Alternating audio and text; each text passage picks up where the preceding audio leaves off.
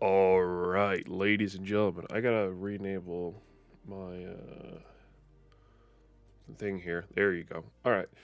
How's it going, everyone? It's Monday. It's Monday. You know what that means? I'm tired of shit. Tired of flipping down. One cool thing is OBS got an update. So now I can see some information in the bottom of the screen. It's really fun. It just tells me what I already saw. So like um what is it called? I forget. Bitrate we're sending out at. Zeldir, my guy. Love to have you back here.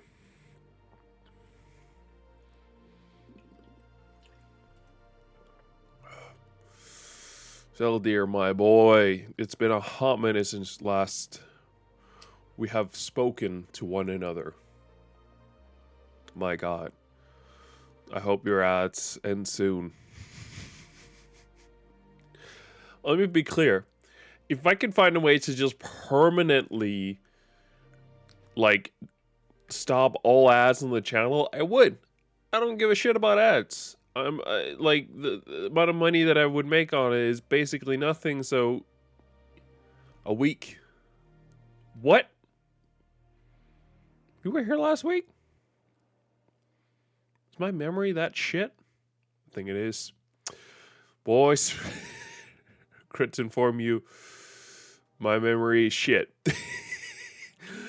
But how you doing, man? How you doing? Welcome. I'm trying to figure out if I can change stuff. I have a bar down in bottom right of my screen now that gives me information as drop frames and things like that. I'm trying to see if I can't put more stuff into it, or at the very least specify what I want down there so it doesn't just display a bunch of information that isn't all useful. For example, I don't use my CPU to stream, so I don't need to know what my CPU uses. I need to know what my GPU usage is, because I use my GPU with NSYNC to stream.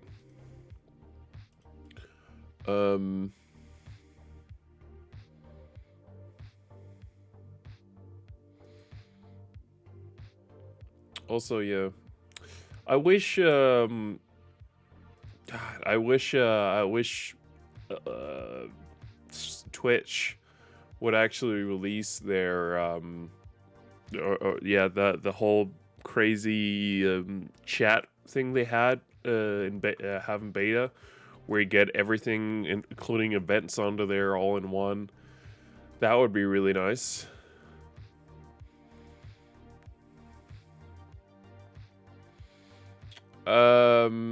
I mean, right now I'm just looking at the info that's built into OBS. So I have a stats bar in my bottom left screen that tells me CPU usage, disk availability, disk full, approximation, memory usage, FPS, average time to render, frames missed due to rendering lag, skip frames due to encoding lag, output status, drop frames, total data output, and bitrate. But part of the newer OBS update, because they just released the update 30, I think it's called. And as part of that, there's now a little bar in the bottom right hand of my screen that displays a bit of information. It displays certain parts of what I get in my stats bar. What I'm trying to figure out is if I can get it to display more stuff, essentially, than what it currently is. I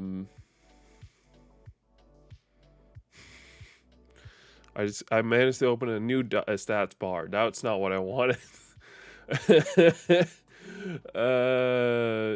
Status bar, dog. Yeah, it doesn't seem like there's a ton of options for changing that. Seems like it's pretty locked in. Well, that sucks. I guess I'll have to look into it at another time. Would have been cool. Very, very cool. Yes. Um, yeah. No, I'm gonna give up. All right, but how are we doing out there? Why the fuck is there an Aria thing? Is that? Sorry, oh, it's pretty fun. Um, sorry, I use ArborGS as my stream browser, just as like a standalone thing, and a new thing has popped up to the side. Aria, Opera, browser AI. Get that shit out of here. Shit, that's not what I wanted.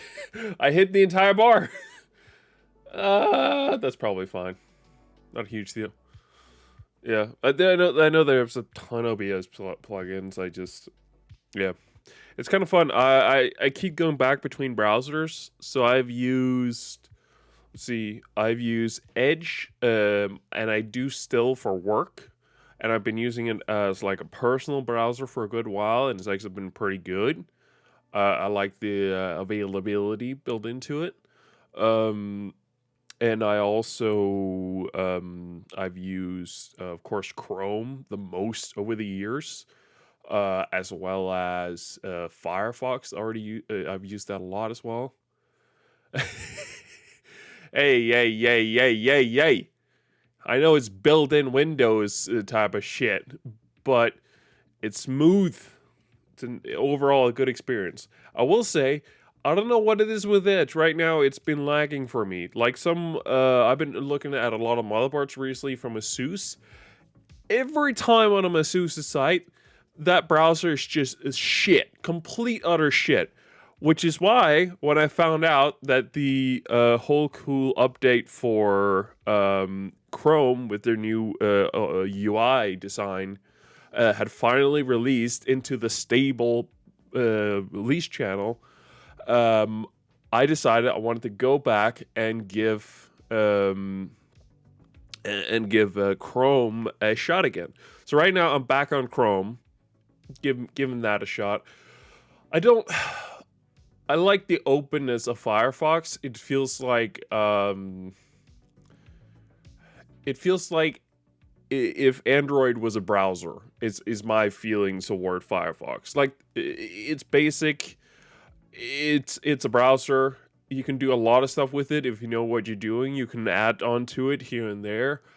But basically, it feels like Android essentially, and I have nothing against it. It can be really, really powerful, and especially now that YouTube is cracking down as much as they are in ads and the whole tracking thing. Which, by the way, it sounds like they're not going to be allowed to continue to do here in Europe. So fuck you, Google. We got you. Um, but No, my point is that it's a fairly good browser, and I've got nothing against it. I don't like the visuals of it. I'm a big visuals kind of guy. If I don't like what I'm looking at when I'm using the browser, why the hell would I continue using it? Um, yeah, I can imagine, especially right now. I know that it just came out that YouTube or Google is what is it? What's the word for it? Um, they're purposely slowing down YouTube videos if you're in Firefox. But if you tell your browser that it's actually Chrome instead, it's going to go back to normal speed, which is just fucked. That's absolutely fucked. And I think EU is definitely going to come down on them. They're like, what are you doing? You know this is bad, and you're doing more of it. It's terrible. Don't do that. uh, oh. I mean, it's a hefty site, my guy. What do you want? And a lot of people are using it. Still, I'm with you in a sense because I use it a lot. Let me also. This is my great shame. I pay for YouTube Premium. I'm sorry. I have to come on and say it. I pay for YouTube Premium. Look, I watch way too much YouTube content for it just not to become so fucking annoying to watch a billion goddamn ads. And if I was just watching it on PC or anything like that, where I could just, yeah, I don't know, probably get an ad block or something like that, I could probably be fine without YouTube Premium, because the actual content of YouTube Premium, what you actually get out of it beyond no ads, is very little. The premium content is not that exciting. And the one other thing you do get out of it is their enhanced bit rate for like 1080p videos and things like that, where you get higher quality. Haven't really seen it working that well. It's all right. You can also just, I don't know, use the AI upscaler if you want to use that. Like that's something NVIDIA has. Like it's yeah, it's nothing crazy. I literally just pay. I mean, they kind of have to if they want to make sure that no one is getting around their ads. You're either paying or you're watching ads, my guy. That's it. That's it. Which is why I'm paying for Apple. I will say, so I was talking to a really good friend of mine, and he told me that he's essentially. I'm not going to tell you where he's from, just for good reasons, but he is paying for YouTube Premium um, in the cheapest country, or where it's the cheapest, essentially. Um, it's sort of the same tactic. In case you didn't know, the price for YouTube Premium is not the same across the world. So here in Denmark, it's 120 crowns, I believe, something like that, which is fairly hefty considering what you're getting. But my very good friend, I think he has a family subscription, and I think he pays like 30 or 40 crowns. Like, it's nothing. It's nothing. I'm not gonna tell you how he does it or anything like that. I just gonna say yeah. But after the discussion we had around that, like I went in and checked if there was a cheaper option for a subscription, and guess what? There was at the time. They had a YouTube Premium Lite subscription, which pretty much was just AdBlock. It was half the price, kind of, maybe a bit above, and it was just YouTube Premium. And I jumped on board of that the minute I saw it. It's like, hell yeah, pay less, just get the one thing that I actually care about. Let's do it. And then I got an email a couple of months ago. They're like, wait, no, it was last month, I think it was. I don't remember. It wasn't too long ago, a couple of months ago, where they were like, yeah, by the way, that was a trial thing. We're actually going to stop doing that. So you're going to have to pay full price again, bucko. They did really nicely give me a 1 month premium trial, despite the fact that I, of course, have tried YouTube Premium before, and they're probably well aware. Which is, I guess, nice of them. I don't know.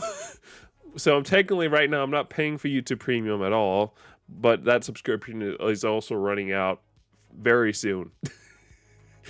But yeah, that's a whole ordeal. Another thing I want to touch on. So, of course, we're coming here towards the end of November. It's Google, they know. Yeah. We're coming towards the end of November. Not only does it mean we're closer to Christmas and all that goodness, but on top of that, it also means that sales are happening, like Black Friday. Although I will say it doesn't really feel like Black Friday, at least in Denmark, is a thing anymore. What was Black Friday has essentially turned into whatever the hell whatever they want, which is they're extending it. So in the past, it was you get Black Friday, crazy prices, and then if you missed it, there was Cyber Monday. Oh, it's like, okay, these days, it's like fuck it, we're calling it Black Week. We're calling it Black Month. Get your deals. and the deals are like so much worse than what we got back then, because back then it was like, here we're dropping our prices by a crazy amount for one day, take it or leave it. And I remember legit like staying up in the past the night before, because the prices would drop just after midnight, the minute when it became Sunday, the last Sunday of the month, which is when Black Friday is, or at least meant to be. And I remember staying up, and that's how I got my first PlayStation 4. I stayed up past midnight to see what deals there were, and I got my hands on the PlayStation 4 Slim. That was my first PlayStation 4. It was actually my first PlayStation in years that I purchased, which was really, really cool. I think I got Uncharted with it, both as like part of the package and the collection. I still have that. That's really awesome. I don't have the Slim anymore.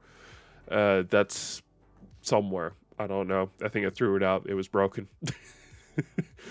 But we don't have that Black Friday anymore. And can I just say, I miss it.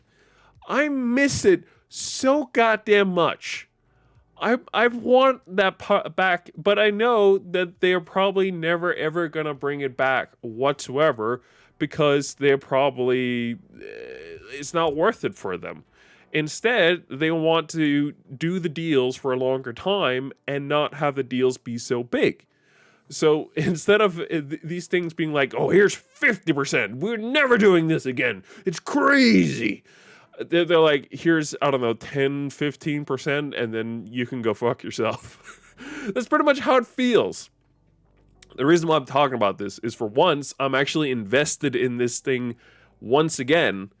Has sales week, which changing 24 hours deals. Oh, see, I like that.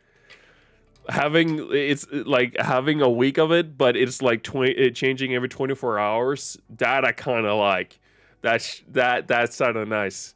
But most stores, at least this year's, are just like, we'll do a week or something like that, or we'll do it until we get to the you have to create FOMO, yeah.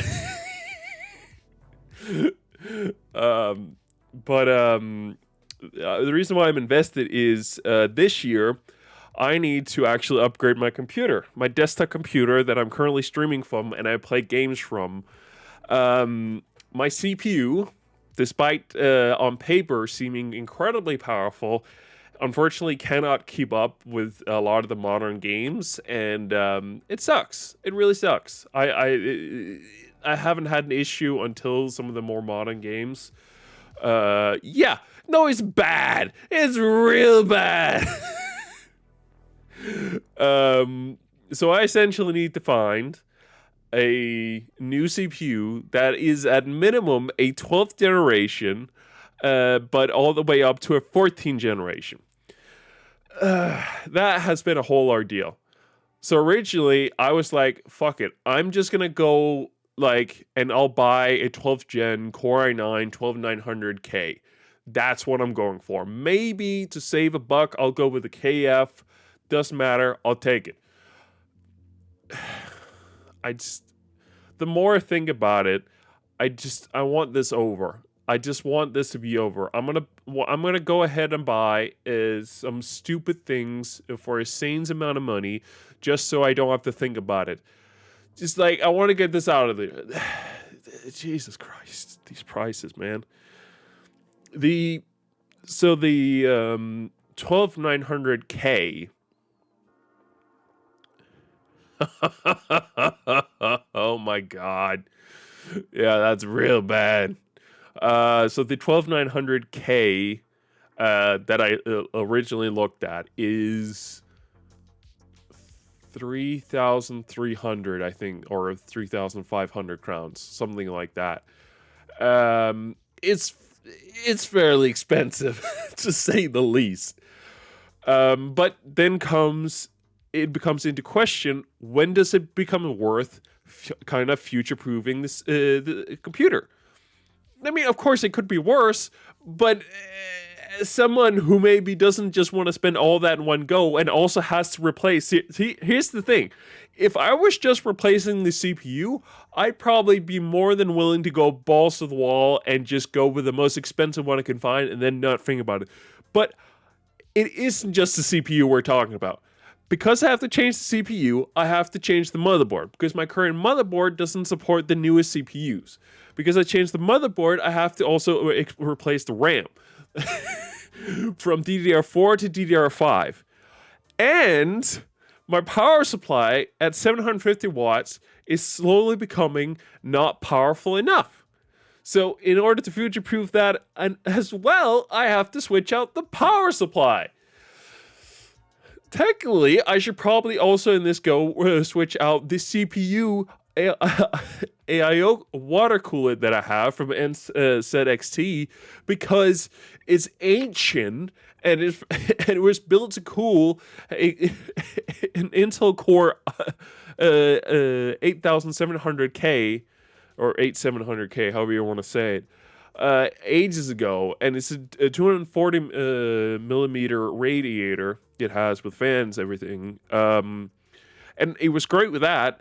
And I think it's been okay with the 9900K, but like we're talking about upgrading into a 12th gen, 13 gen, or 14 gen. These CPU are not only power hungry, they also run incredibly hot. I am terrified that this CPU is just gonna cook because my old water AIO cooler won't be able to take care of a new CPU like that. I am deathly terrified. But I can't just spend all money in the world that I don't have to do this.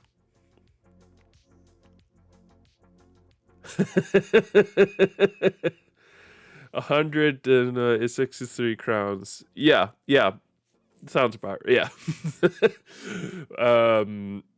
Okay. So first of all, let's look at the CPU.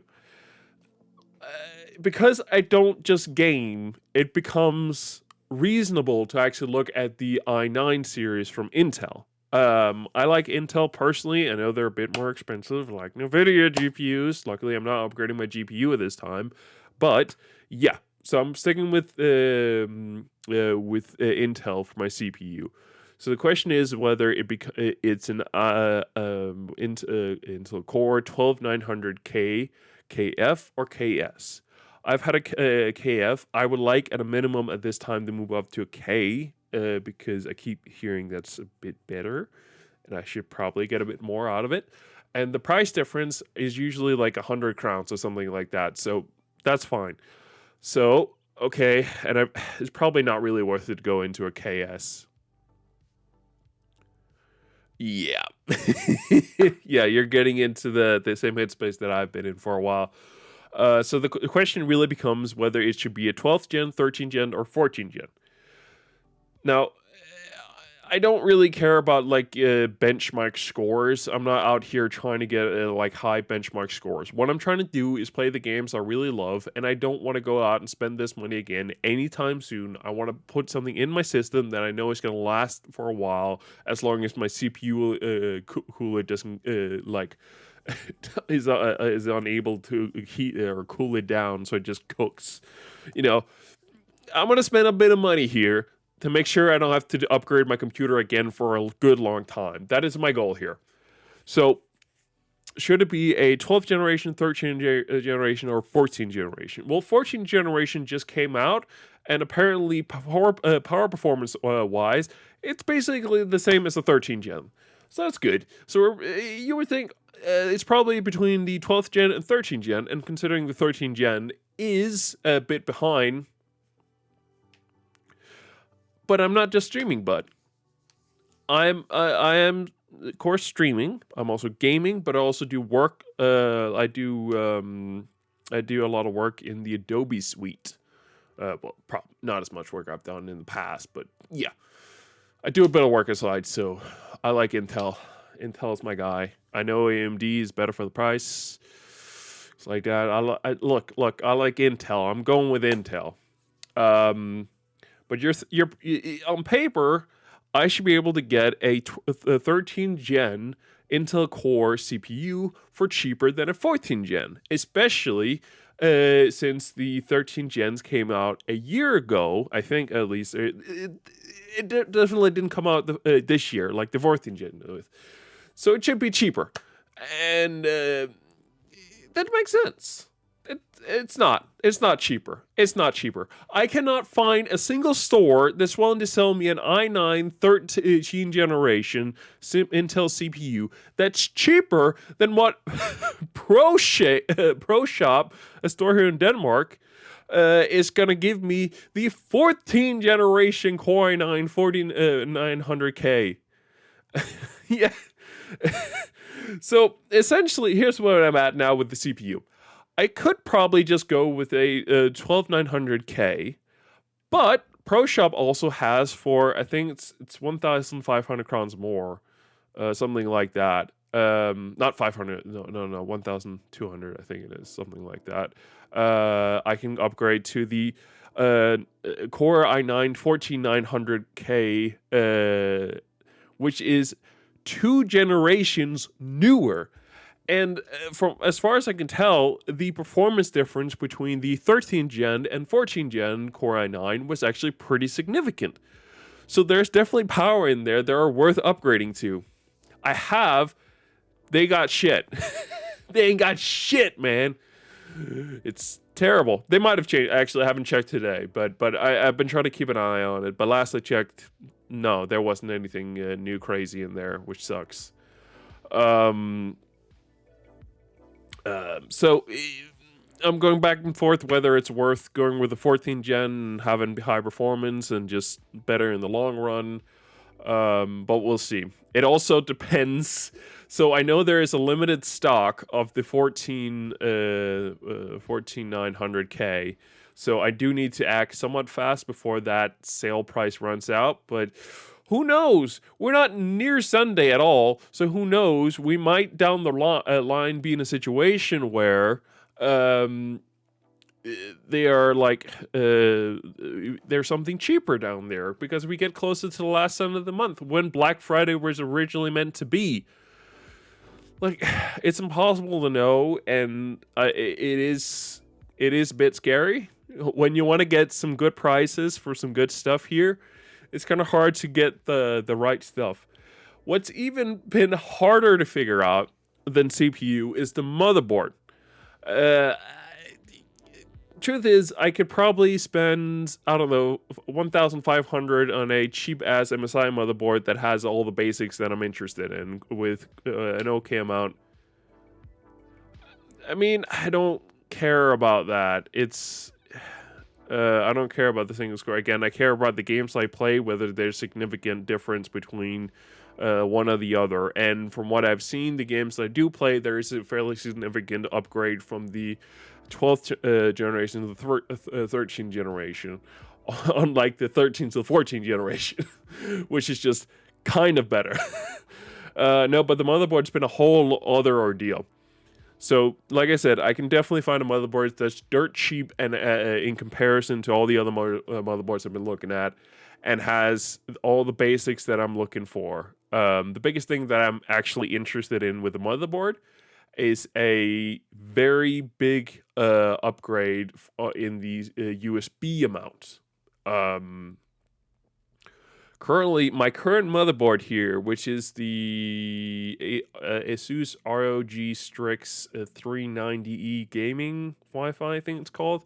I'm not entirely sure on the number, but it's something 3 something, and I think it's 390.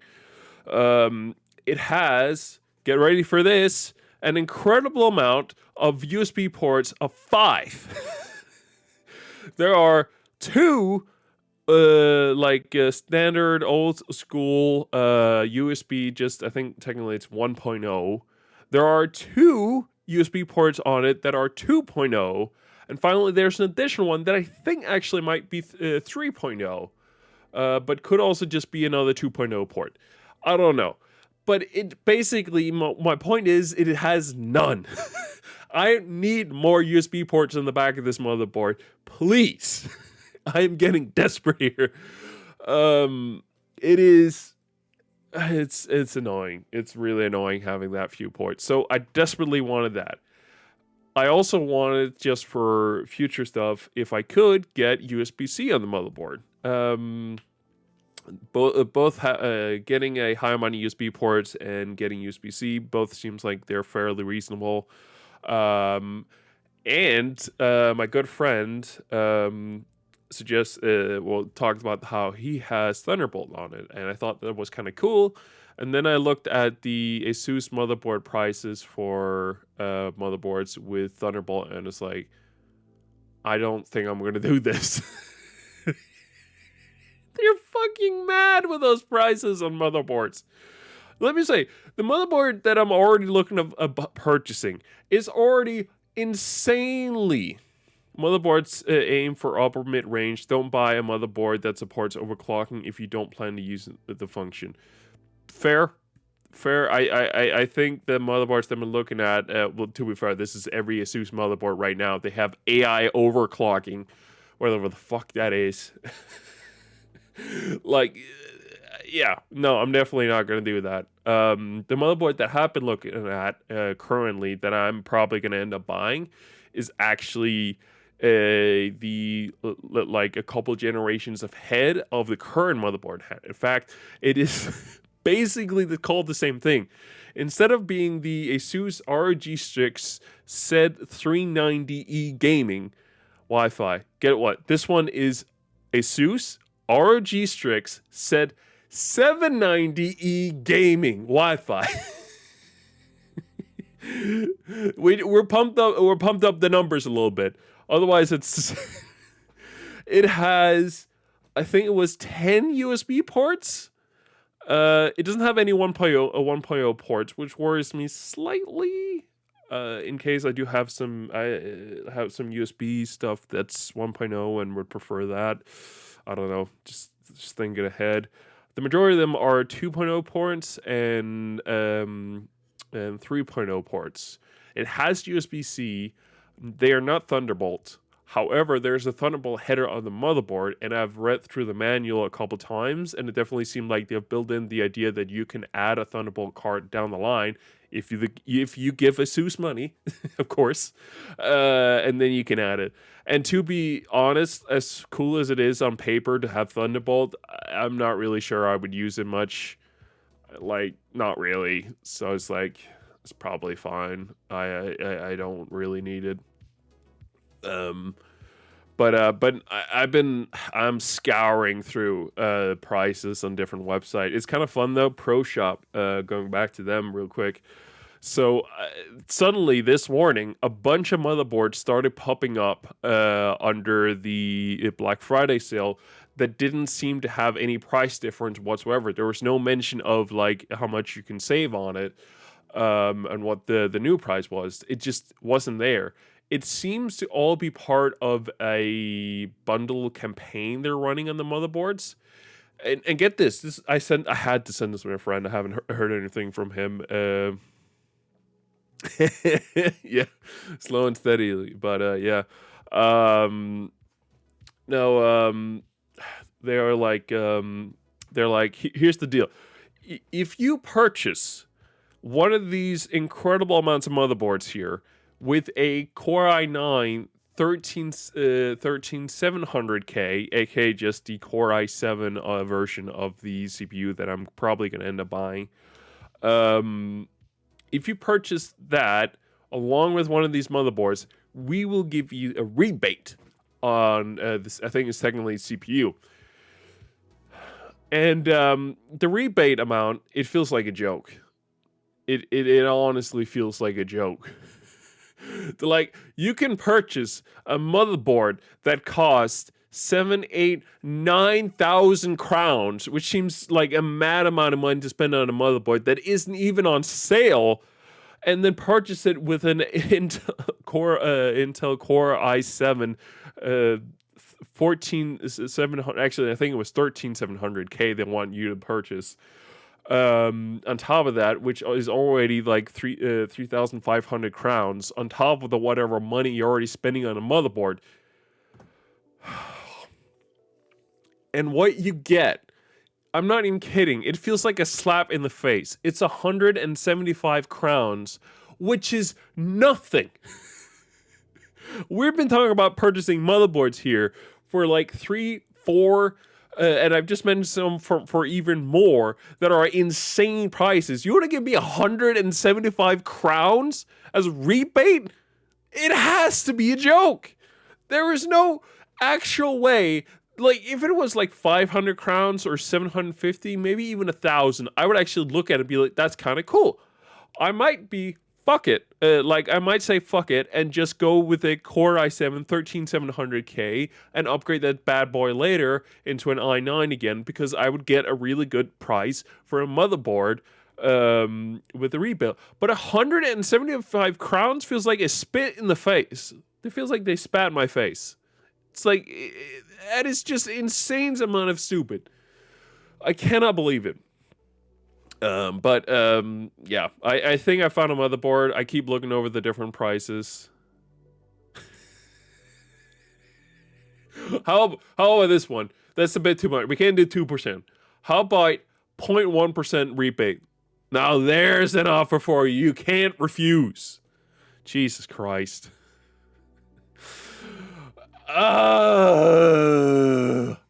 Like, I was like, when I saw it this morning, I didn't see much info on it. I just saw like, hey, if you purchase with this, you'll save some money. I'm assuming they just added the motherboards this morning as part of the rebate offer, which is cool and all. And then when I wanted to try it to see how much I would get from it, and it's like, oh my god. Okay, but it sounds like essentially what I'm going to be going with is the Intel Core i9 4900K, along with the... It's a sale after all. You're right. I don't know what I was thinking. Hey, Mr. Diaz, welcome. No, you're all good. We're just chatting. Had to go to the mall. No worries, man. No worries. We're just talking here. No, but yeah, so I'm probably going to go with the Intel Core i9 4900K as the CPU. Just so I can sort of leave that behind, and then I'm all good there. And then I'm probably going to go with, for motherboard, the Asus ROG Strix Z790E gaming Wi-Fi. Talking the great prices on PC parts. Yes, incredible prices for Black Week and Friday, whatever the fuck you want to call it. I don't fucking know. But nevertheless, yeah. I already knew what RAM I was going to go with. RAM prices haven't really gone down, but they were already fairly cheap. I'm going to try and find one that fits somewhat within the range of what my CPU can support, as well as my motherboard supports. The one I've been looking at right now is a G-Skill Trident. Wait, I don't know why they call it Wi-Fi, my guy, but I'm not really picking it for the Wi-Fi, let's be clear. But I'm always in favor of having built-in Wi-Fi on a motherboard, because in the case you need it, in the rare case you might need it, it is always great to have. I remember this. So I had a secondary PC ages ago. Oh yeah, antenna is included. Yeah, but they don't sell, as far as I'm aware, one without Wi-Fi. But also, like, so essentially, I had a second PC years ago, which I used as a streaming PC. I just had a cable hooked up to it, and that was fine. I had a quick moment where it was where I needed Wi-Fi on it. Actually, I think it was Bluetooth that I needed, and those two are always sort of connected. So what I had to do, which was really annoying, I had to go out, spend I think it was like 500 or 600 crowns on a really nice antenna with really good Bluetooth with it, just to get that Bluetooth functionality working. So I'm always in favor of having built-in stuff like that. I will say this is another fun thing. So the motherboard that I've just talked about, I will say one annoying small factor with this entire thing is the fact that the motherboard actually doesn't have built-in support for the 14th generation CPU. So of course the question then is, sadly I'm very much on a no, bro, Deers, you're good. You've given so many subs. You're good. You're good. No, the current motherboard that I talked about doesn't actually support the 14th generation with the built-in BIOS. The BIOS that's probably going to be on the motherboard is probably going to be the one that was made at the time it was shipped from the factory. And chances are it probably hasn't been upgraded anytime recently whatsoever. So it's probably going to be out of date. So then, of course, the question is, how the hell do you boot up a motherboard with a CPU it doesn't know exists? And it doesn't know what to do with. It physically can fit in there, but it isn't actually supported by the BIOS. Well, the way you actually do it, and it was really interesting to read up on it, essentially is you use the BIOS flashback feature. Well, you can't really, Deers, you can't really boot into BIOS when the motherboard doesn't support the current CPU you put into the system.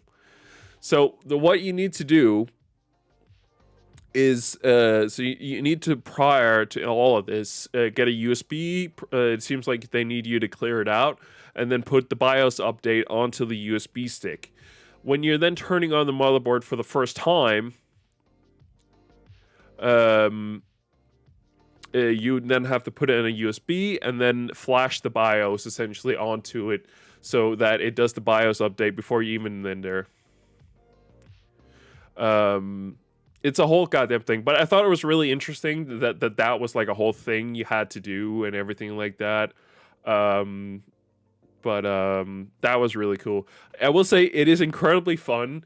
You would think that they would have this big, great naming upgrade for the motherboards that would now support the 14th gen Intel CPU. They haven't. They've been incredibly creative with the naming of the updated version of the motherboard that I'm going to be buying most likely for the ones that have built-in support for the 14th generation CPU. Are you ready for this? So the motherboard that I'm going to think of buying, let's go through that first. The full name is the ASUS ROG Strix Z790E Gaming Wi-Fi. So of course, the name of the updated version of the motherboard that has built-in support for the 14th gen Intel CPU is, of course, no. That's better. It's way better. It's the ASUS ROG Strix Z790E Gaming Wi-Fi 2. They just added a 2 to the motherboard. That's it. That's the only thing they changed. That's it. They added a 2. That's all they changed. That's it. That's the entire thing. And you want to know what they actually changed at the motherboard? They pretty much just added support for the CPU, and then they added, instead of Wi-Fi 6E support directly in the motherboard, they'll give you Wi-Fi 7. Who the fuck in their home has a Wi-Fi 7 router?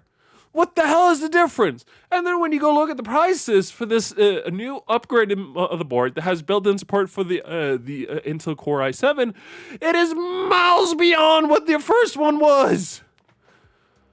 Yes, that's pretty much it. It's like, I want to say a solid 1,500 crowns difference between the motherboard that has the built-in support for the 14th gen CPU and the motherboard that I think I'm buying, where I need to do it a little bit of flashing beforehand.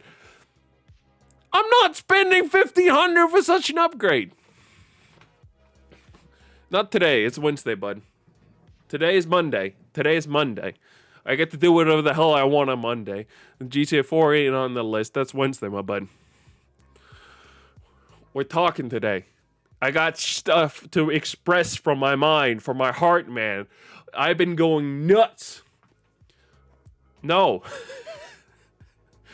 I don't know what I have installed there. I'm not doing that right now. Trap people in walls. Not today, brother. But you know what? Fuck it. I'll promise you right here, right now, next Monday, I'm booking it in right now, just because you asked incredibly nicely there, bud. I will book off the entire next Monday for Sims 4, and I will find some weird additional shit that I can add on to it. I'll find some goddamn mods if I have to. We're having... Zeldir gets it. Zeldir gets it. But yeah, no, dears, I promise you, just because you asked so nicely, next Monday, I will boot up The Sims 4 on stream. We're going to play together. I'll probably mod the shit out of it with some weird, goofy shit, and we're going to have a blast. That is a promise to you. That is an absolute promise to you. But yeah, so we got the motherboard looked at, we got the CPU looked at, and I'm probably pretty fixated. Yeah, sure. I'll see if I can find that mod. I'll probably just download whatever I can off Nexus mod, honestly, like cute anime cat girl outfits. Yeah, that's all good. So, but next up, of course, RAM. RAM was pretty simple. I like to try and see. I'd hoped I could just swap in the motherboard that I currently have in the system, but then I'd have to buy a different motherboard that supports DDR4, which apparently is a thing. Apparently you can buy motherboards that supports the latest CPUs and DDR4 RAM. I'm good. I'm getting tired of this shit. No, I just, fuck it. I'll spend the 1,200 crowns now and get some new ass RAM. Fuck it. We're doing that, okay? We're doing it. I can't take this anymore. So yeah, that's pretty locked in. Some Trident C, whatever, RGB memory with totals of, I don't know, 16 gigs per stick, a total of 32 gigabytes of RAM like I do now. Whatever the lowest is CL I can get it to without breaking the bank. Yeah, it definitely is. And then whatever speed I can get for it that's within the realm of possibility between my CPU and my motherboard. Yeah. I mean, there is sales on the Trident C G-Skill memory for like 200 crowns less. It's like, okay, I'll take it. I was probably gonna buy this anyway. I would have taken full price, my guy. Just like, sure, I'll go ahead and purchase it. Power supply. I will say for the first time, I looked at Silverstone. Silverstone are the high-end power supply manufacturers, as far as I can tell, in the market. But they're fucking expensive like crazy. You want me to spend... You want me to spend... what is it, 4,500 on a CPU. On top of this, 3,500 crowns on a motherboard. And another, I think, 3,500 crowns on a power supply. No! I'm going to spend 1,300, I think it's going to be, for a Corsair updated version of the power supply I already have with more voltage. That's exactly what I want to do. The Corsair 1000, the Corsair RM1000X, I think it's called, 1,000 watt power supply, which has gold. They mentioned support for 40 series GB, not that I give a shit. I need more wattage in my computer before that thing breaks down. So that's locked in, I think. I'm just gonna probably buy from whatever store I buy the other stuff from. Right now, I'm buying from a store that I'm already buying the motherboard from, which has the cheapest price, so that's nice. In terms of the CPU cooler, I mentioned this early. I am deathly worried when it comes to that. I have currently the NZXT Kraken X53, I believe it's called. Which is a 240 millimeter AIO water cooler for the CPU, and it's pretty darn good. I've been happy with it so far, but I feel like that thing's gonna burst into flame along with the CPU if I continue to use that for much longer. So I will say, we'll see how much the total spending of all the rest of the stuff gets to be in total. If I can find a way where I'm happy with the final motherboard as well as the CPU, and I get to spend a bit more money towards a new CPU cooler, I probably will do that. So I'm not deathly worried. Otherwise, I'm gonna take my chances with buying a new bracket for the cooler. I found out for like 150 crowns, you can buy a new bracket that works with my cooler from NZXT directly. That allows you to work with the LGA 700 Intel CPU. So that's cool. I like that. I like that a lot.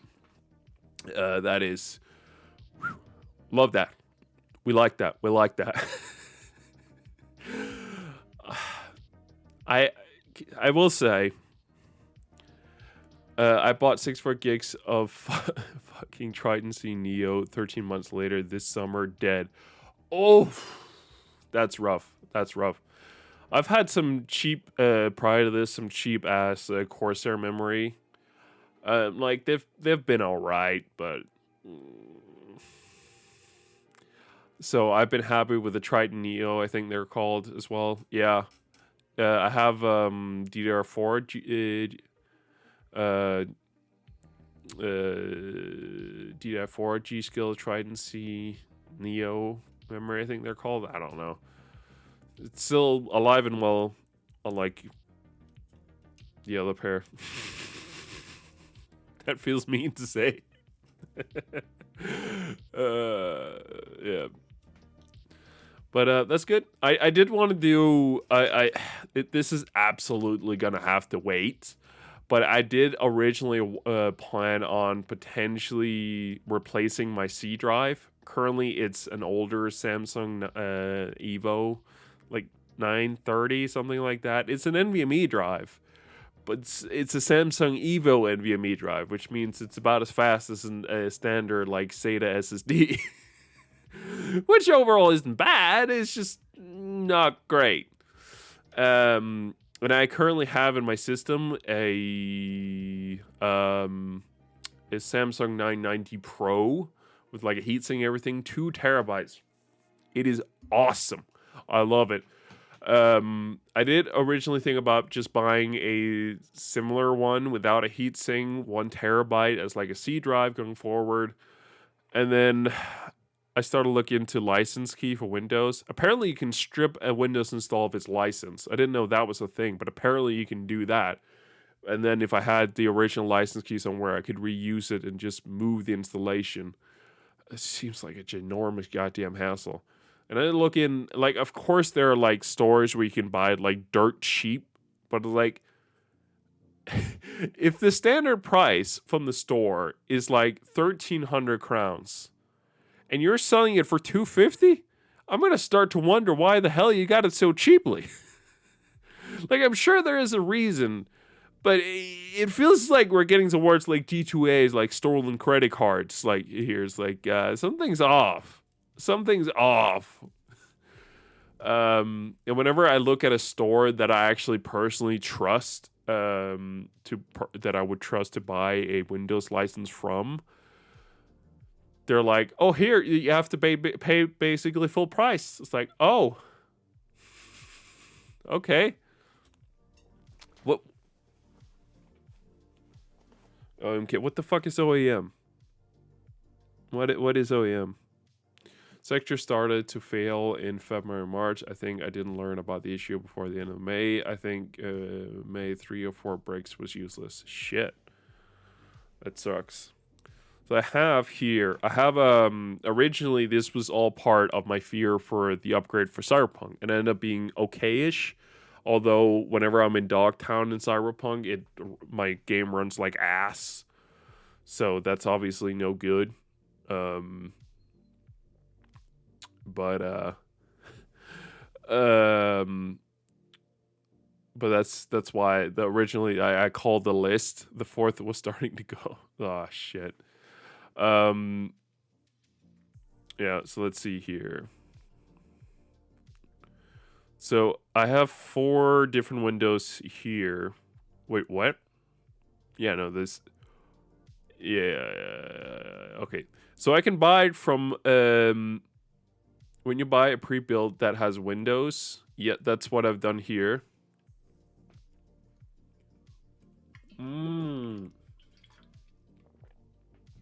Makes a lot more sense, yeah. So there's the licensed troll, which is 250 crowns. And then there is a software code, codes.dk, 1,200. Complete. They're like, yeah, 1,304 crowns. Jesus Christ. CompuMail, your boy, is back here with some cheaper prices, 1,445. That's pretty darn good.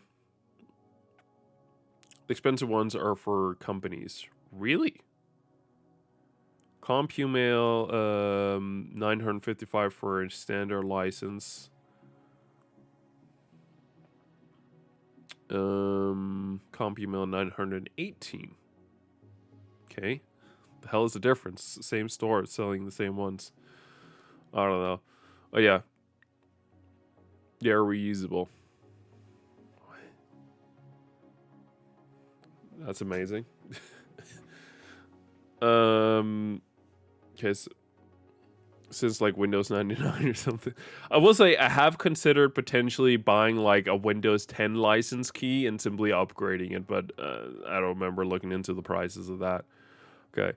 One fun thing is, so ages ago when I first began this project of looking into different parts to add to the system and replace with the ones I currently have in my system, the big ass crazy motherboard that I looked at was actually the Asus RG6 Z690E, essentially the chip generation before the ones I'm actually going to be buying. A little bit cheaper. Oh shit. Yeah. But I'll figure out the whole license thing later. It's not a huge thing. It was more of a, sure, if I can go ahead and get a really nice fast C drive going with all this, that'd be amazing. But it's not like a huge priority. Let's see if I can show the motherboard that I'm going to be buying here. Or at least the one I'm planning on buying. I'm trying to find a really good picture. So this is the motherboard I'm going to be buying here, most likely. This one right here. Looks pretty cool, right? Standard, like 4 RAM slots right there. Nothing crazy. But looking at this, this is pretty fun. How many M.2 drive slots do you think this thing has? If you had to guess, come with a guess. Oh, yeah. If you had to come with a guess, buy Windows 10, don't upgrade to... I like Windows 11 visually. Windows 10 sucks ass visually. It might be better performance and run shit better, but it looks like ass. This squared bullshit hell. Okay, both of you guys are getting 4 slots, which I will say 3 slots is already plenty M.2 slots in the system. 4 would be incredible. No, this thing has 5. And we're not talking about the usual bullshit of you getting 3 slots in the system and then you get to buy a little separate card on the side that has 2 additional slots. This bad boy has 5 built-in slots. It's insane. The madmen at Asus decided to add 5 M.2 ports on this thing. And I will say, on top of this, so I looked at several motherboards. This is one of the incredible few where one of them has it's run PCIe Gen 5, I think it is, for M.2, which means my 990 Pro can finally run at full speed. I will have to check, but I looked through the manual, and it doesn't seem like there's any part of it where it's like stealing other lanes. It shouldn't. It seems like I can get PCIe Gen 5 both for the top PCIe slot for the GPU, but also the top M.2 slot, which is really cool. One thing that was incredibly fun looking over the manual, I wanted to look in terms of where different ports was connected. I wanted to read up on it, and when I looked into the water cooling ports I can add, I found out that the image they have under the how to install guide are wrong. It's visually showing that in the bottom right hand corner of the motherboard, there is a port. So essentially, you would need to plug in the AI water cooler in the top center on top of the motherboard, of course, and then route a cable down to the bottom right. That is what the installation page for the AI water cooling says. If you look at in the actual manual and on the actual motherboard, that that little connector there doesn't exist. But when you look at an overview of where different things are, you'll actually see that all the parts you need for the AIO water cooling is in the top part of the motherboard, which means the image is wrong. No, it probably isn't. It's not like I go out and buy motherboards often, so I would know. But I just thought it was funny. And then when I looked at there's an even crazier version of this motherboard here, which is the Set 90E Hero, I think it's called. Mad motherboard as well, has Thunderbolt on two of the three USB-C. I never look at them. Which is really cool, but they just go in the trash. Look, when it comes to actually putting cables, I'm a goddamn newbie here. I'm gonna learn as much as I can here because I've never fully put together a computer. I purchased the current computer I have pre-built, and I've replaced parts like the CPU and the RAM and the GPU as I went along, but I never actually put together a whole computer whatsoever, which is why it was really fun. Some of you guys may know this. I did a whole stream for my mobile phone, or for my phone, I should just say. I don't know why I said mobile phone. For my phone, where I streamed me replacing the CPU in the system because I was terrified, and I thought it would be somewhat fun if I was streaming and I just completely fucked my entire computer. I didn't. It worked perfectly fine afterwards. It was awesome, but it was really fun. I have a good friend coming over to help me put together the system, but while I originally planned for him to help me put in the actual cables, I'm probably at this point, having looked over the manual, I'm probably just going to go ahead and do the cables myself and just have him yell at me if I do anything wrong. I probably look at the overview through specs on the site. I mean, every motherboard is different, so I feel like you would somewhat have to get an overview of where the different things are. If I see nothing unknown on the motherboard, the guide gets yeeted in the trash. Gotta love that. But yeah, this motherboard here is insane. There is, I don't know if I can show it here in the bottom. There is a little connector for future use of Thunderbolt down here, so that's really nice. I don't know if there's anything else super interesting to mention. It has, this is really fun. I think I mentioned this earlier. I think it's a total of 10 USB ports on there, which is really fun. Yeah, otherwise that is not like super crazy. It has the motherboard support a top speed of RAM usage of like 7,800 megahertz, I think it was. So that's cool. It's 3.0. 3.0. Yeah. But that's really, really fun and cool, all of it. So yeah, that is my venting that I needed to do with all this. If I can, I want to wait until later this week and buying supply like motherboard and CPU, things like that, just to see if I can't push it a bit in terms of pricing and see if I can't get something cheaper. There is 2.0. If you want just 3.0 across the board, you'll have to buy the second version of it that's built-in support for the for the Intel 14 Gen CPU. This one has, let's see, four the ports are 2.0. No 1.0, 4 2.0.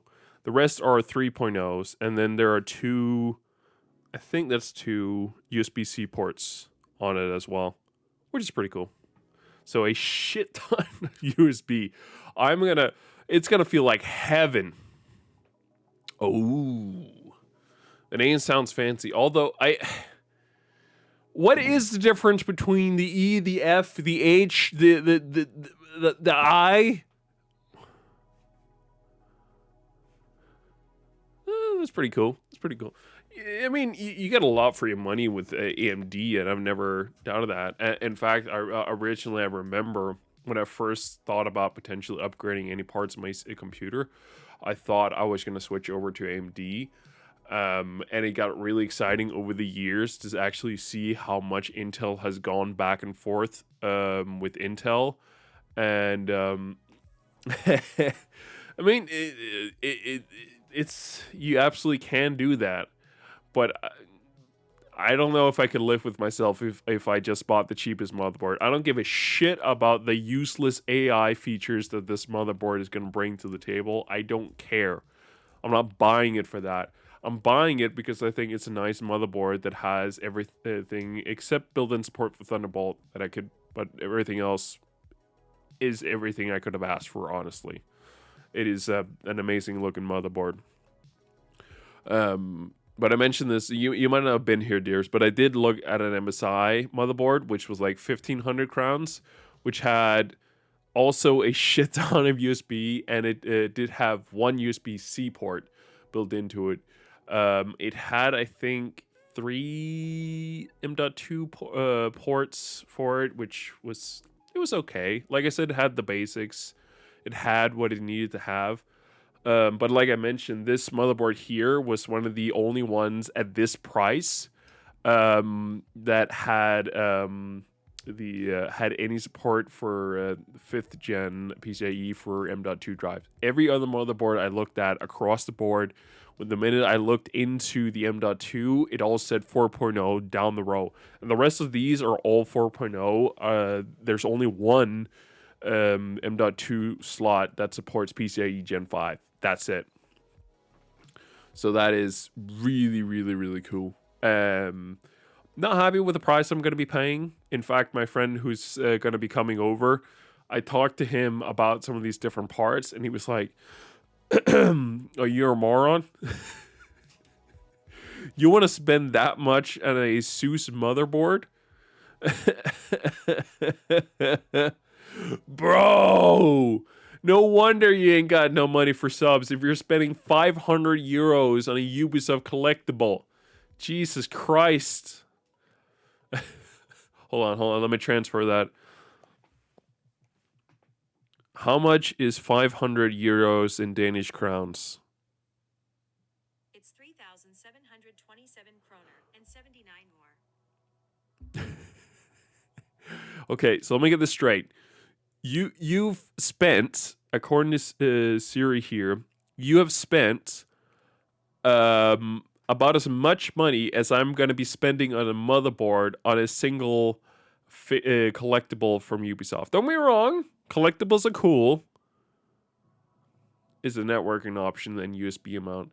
But I saw the 790EF or the 790F, and it looked like it had about the same, if not more, USB ports on it and the same Wi-Fi and Bluetooth. So that information is useless to me. It didn't. The F was more or less the same. It had less M.2 and did not have a PCIe 5 slot for the M.2.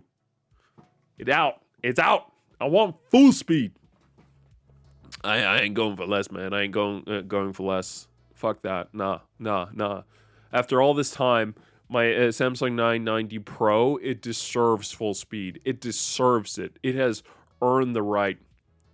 They made that now. That sounds like the electronic companies that I know coming up with different rules for different stuff. That sounds right. Also, just changing the names. We're no longer going to be calling Intel CPUs Core i9s.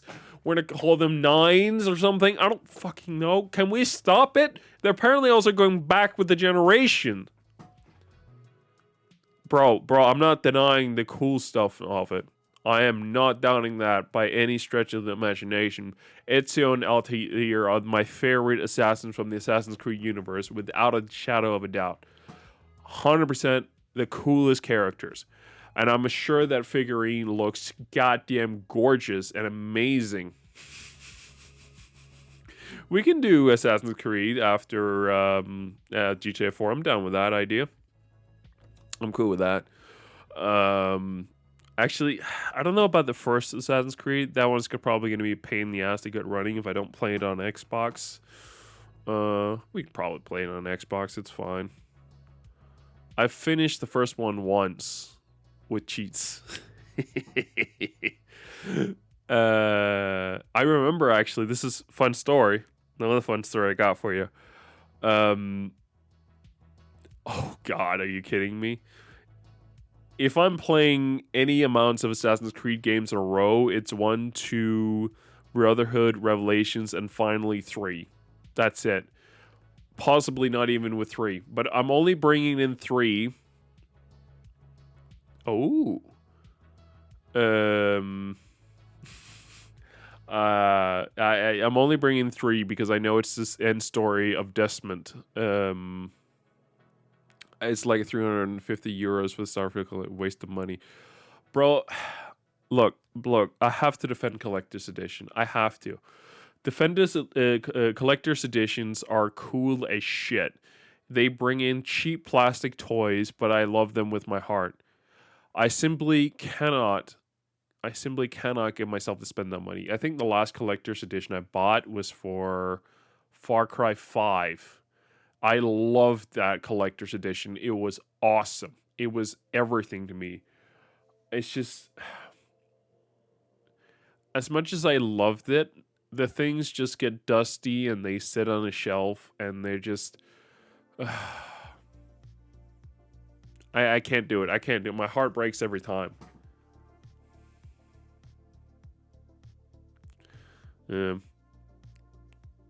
But I have no hate against people buying collectors. I think it is insane amount. It was so of course you got the steel book, that general stuff. I think you got some posted cards maybe as well. I don't remember. The big thing that you had, which was really cool, was a fake skull deer head. I think it was with the mountable thing with it.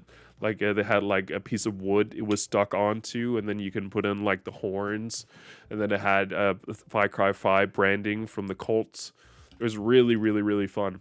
There's one collector's edition I will always be incredibly sad I miss. I thought about this over the weekend because I was playing Skyrim here. I am always going to be sad that I missed out on the Skyrim's collector's edition. I never got a chance to purchase that thing. I did not have the money for it when it came out, and I just haven't gone back to try and get it later. And bro, that Alduin, that one sits right in the heart. Right in the heart. Yeah, no, Alduin there on like the figure I bought is made of polyresin instead of PVC. I mean, I didn't ever really care about what materials they were made of. That's actually awesome. But I love that statue for that game. I want to talk about that. But back to Assassin's Creed. So, the first time I played Assassin's Creed, it was my dad who, I think, it was at that point where my parents just wanted to sit me down and do something during the day. I couldn't just go around. Actually, I don't remember.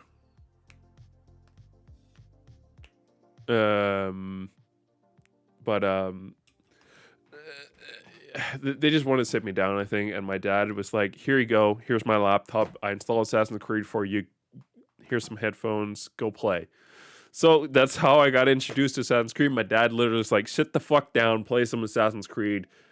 That's it, do that shit. And it was so much fun. I don't think I ever finished it there. No, I definitely didn't. Now that I think about it, but it was a ton of fun. I then didn't play the rest of Assassin's Creed for a long, long time. But I went to Sweden with the ferry that a cruise, I think it actually takes English. Show us your collection. What collection are you talking about specifically? What do you want to see, Dears? Oh, but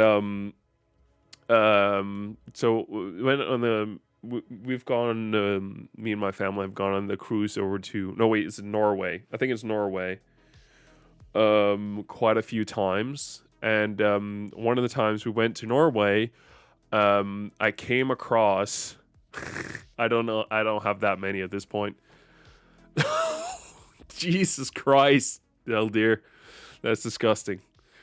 But we went across the water to Norway, and in Norway, I actually got it was Assassin's Creed 1 and 2 in like a complete disc set for PC, and Assassin's Creed Brotherhood and Revelation in another set. Just like two amazing copies of the games. Funny enough, I didn't play anything but Brotherhood, I think, for the longest time. Like, I'd already played Assassin's Creed 1, which I was pretty darn happy with. I didn't touch Assassin's Creed 2 for whatever reason, I don't remember. But I love Brotherhood, and Brotherhood, I think, will always be my favorite Assassin's Creed game of all time. It's amazing. And I definitely didn't touch Revelations that much. I then later on tried Assassin's Creed 2 and blown away, and it's definitely like it's right under Brotherhood will always be in my heart as my favorite. Brotherhood was goddamn amazing. I have played Revelations, but very little. Like I remember going back to the castle in the first game, in the first you're in the first game with Altair, and I remember also going into town, but I don't think I played that much more. Anyway, you want to see the figurines? I got you. Hold on.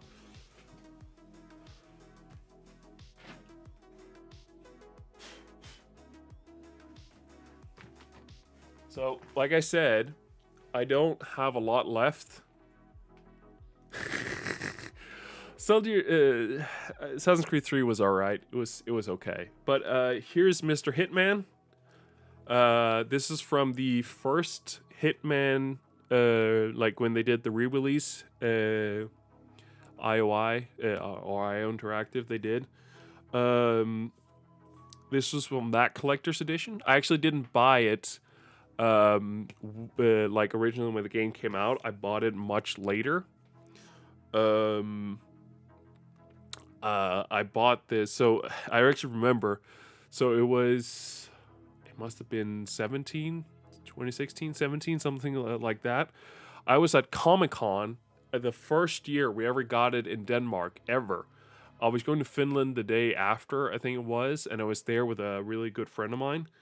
And I couldn't find anything I really liked at Comic-Con, interestingly enough, that I wanted to buy. But I remembered I had recently been to Fields nearby, because that year, Comic-Con in Copenhagen was in Bella Center, which is close to Fields. And at that time, you could actually there was a GameStop in Fields. And I remembered having gone not too long prior to when Comic-Con was there, gone into GameStop and having seen this cool figurine, or the cool collector's edition, so I purchased it. All the money I probably could have spent at Comic-Con, I was like, fuck it, didn't want to do that. No. We're going to GameStop and buying this collector's edition. Hold on.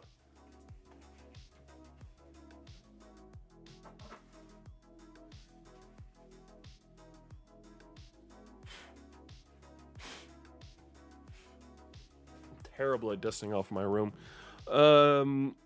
Next up is a troll and a dwarf. This is from The Lord of the Rings: War of the North. Yeah, I know. I actually didn't buy the collector's edition for this. figurine. I actually it was a good friend of mine who didn't want it anymore and is like, that looks cool. Can I have it? And I got it from him. Um this he comes off and everything like that. It's really really cool. Cool figurine.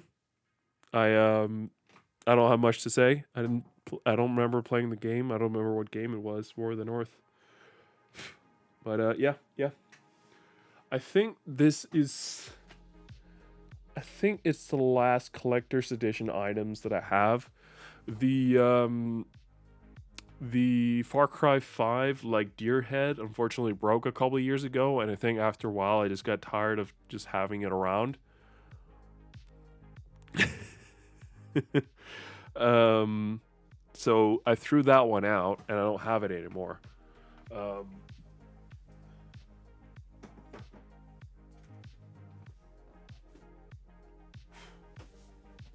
I guess another cool thing I can show off. I used to really be into Sea of Thieves. So I have here the limited edition Sea of Thieves controller. In fact, I can tell you right here, right now, I've basically not even touched it. I do have Baby Groot. We can get to Baby Groot. I basically haven't touched it. It's still in its box. I played with it a little bit over the years, but basically none. Um, it's really, really, really fun controller, and really nice looking run. I wish I was more into Sea of Thieves at this point, but I don't really care anymore.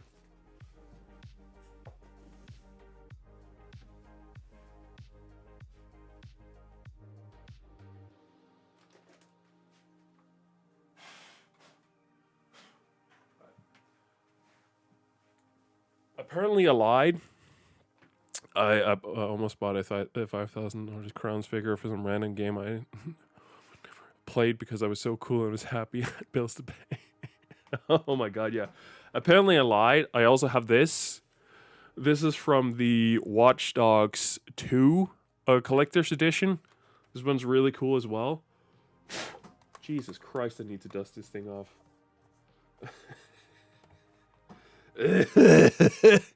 But yeah, it's really cool. Some really cool graphics, even down on the pants and on the shirt, buttons, the hat. I used to have the hat he wears that says DedSec. I don't have it anymore. I think it got too like messy and destroyed, so I threw it out eventually. But really cool. I will say the first Watch Dogs Collector Edition also had a really nice like face mask that I always thought was cool and I kind of always wanted. Never got my hands on it. A good friend. No, no, no, no. This thing is fucking awesome when it comes to the detailing. I love this thing. There's even like a DedSec thing here on the what's it? They're called the fire hydrant on here. That's really cool.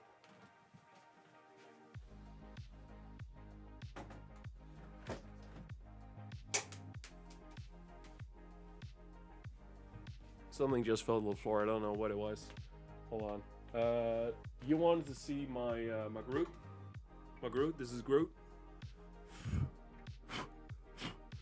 This is Mr. Groot. I got this from my brother for Christmas. I think it was. He just gave it to me as a Christmas present. Pretty cool.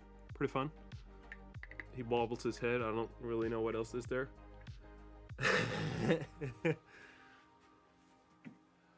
uh. I also have it's in its box. I got this from a really good friend. This is a Cade 6 duck, a rubber duck. That's Cade 6. It's really fun.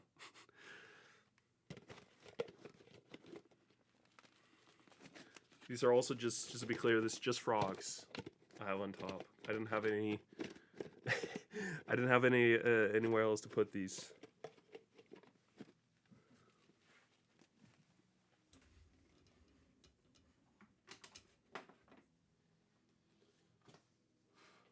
I have this as well. This this was made to me by another good friend. Really fun thing. Like someone legit made this, as far as I'm aware. I think she made this, and it's really cool.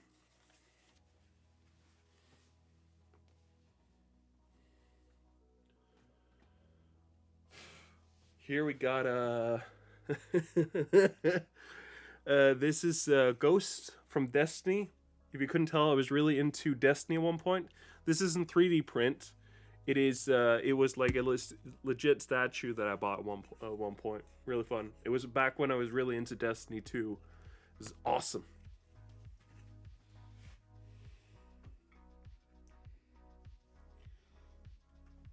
I showed this quite a lot. This is a dark saber. This isn't really gaming related, but it's really cool. It's the dark saber from the Mandalorian show. No, the Sith sign. What's Sith sign?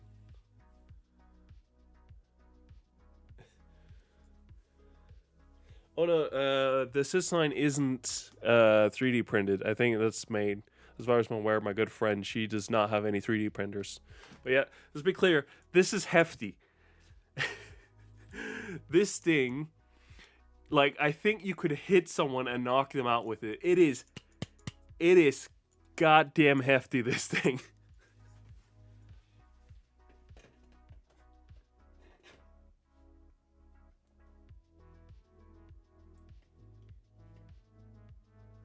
It also, to be clear, wasn't cheap at all. I bought it when I was in the U.S. last year. Bought it in Disney World. Originally was going to be doing a build your own lightsaber thing. Didn't end up happening, unfortunately.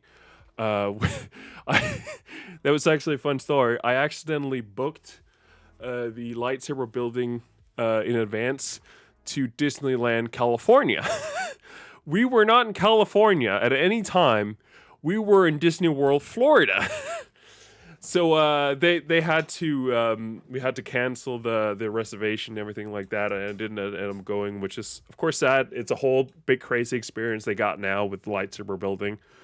I really wish I could have done, but that lightsaber was really cool as well. I remember. So you have to go to a special store in the Disney World park to go there. No, they're not cheap. You have to go into a special store in Disney World to buy that lightsaber in store. And while you can at any time just go in and out of this store, if you want to purchase anything, you have to go through a line that starts outside the store. And you have to just wait as people potentially even look over the lightsabers. And they have several. They're really cool. They're really awesome. I really like all of them. And I remember there were two brothers, younger brothers in front of me who I of course didn't know, but were both like, oh yeah, the ones you build are also incredibly expensive, but this one was also incredibly expensive. It was about the same price actually. I think it was, but there were two little brothers in front of me, and I remember them just being like, "Wow." Like, we're really excited. We're going to buy a lightsaber. It's so cool. And then at one point, one of the younger brothers turns around because where I'm right behind them. And they're like, "Hey, what lightsabers are you going to get?" It's like, "I'm probably going to get the dark saber, kid." It's like, "Wow, me too." It was really fun. I have one last thing I want to show now that we're doing this whole roundabout thing.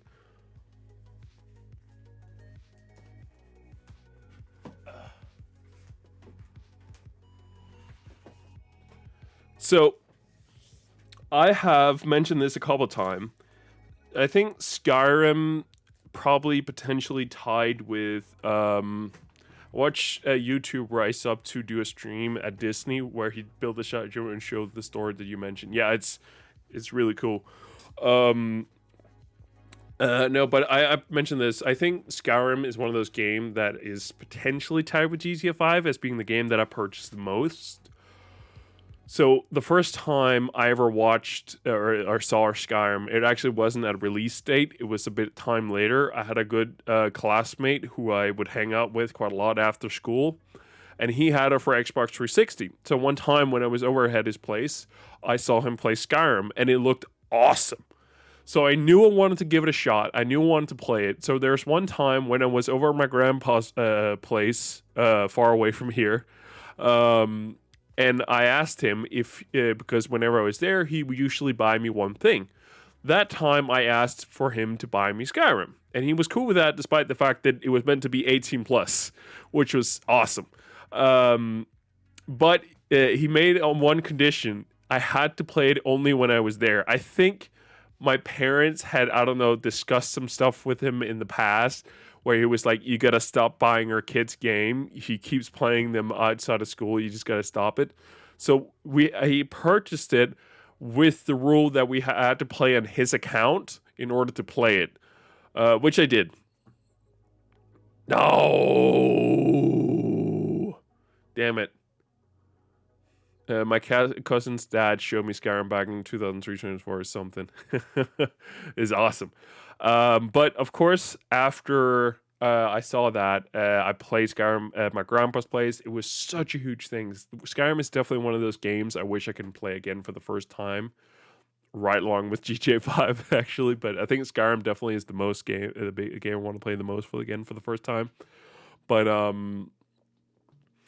I after he bought me that, I convinced my parents at one point to buy me the game for my personal use, which they agreed to. Somehow I convinced them to do that. I don't know why or how, but I did.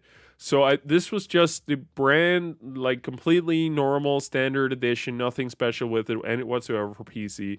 And this was interesting at a time where I think you could have installed it without Steam. So you would just install it through the disk on the computer, and that would work just fine. But you could also use the code inside the box as a Steam activation key, which was really, really fun. I didn't know about the fact you can actually install it directly from the disk until years later when a classmate of mine told me he had done exactly that for PC. It was really interesting here. No, but so after the standard edition, my grandpa purchased and my parents purchased. For me, I decided at one point I wanted to purchase it myself. So I got my hands years ago. Unfortunately, I haven't been able to find the box, so I think I might have accidentally thrown it out or something. I don't know. I hope I can find it again. It was really cool. I purchased the Skyrim Special Edition, I think it was, which was a fairly thick box that had the game itself, a T-shirt, and some postcards. I think it was. I loved it. It was awesome. I wish I still had the T-shirt, but to be fair, I probably wouldn't be able to fit me, even if I had lost all my weight. I was quite a bit younger and smaller back in, 2013, 14, so yeah. Um, and of course, I have since then, of course, also bought it for Xbox. I don't think I purchased it for PlayStation yet. I purchased it for Switch. Um, and of course also got the special edition and things like that. But one thing I also got my hands on, and I'm really happy that I've kept my hands on for so long, is this thing.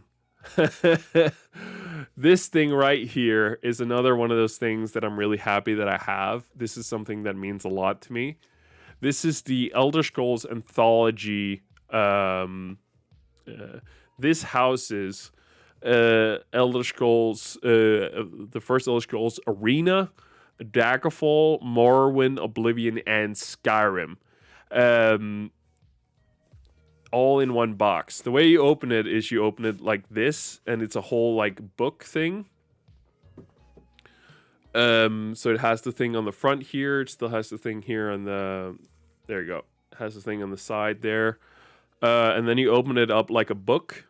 So the first one here is Arena, of course. So here's the disc for Arena, and they have like a different screenshot.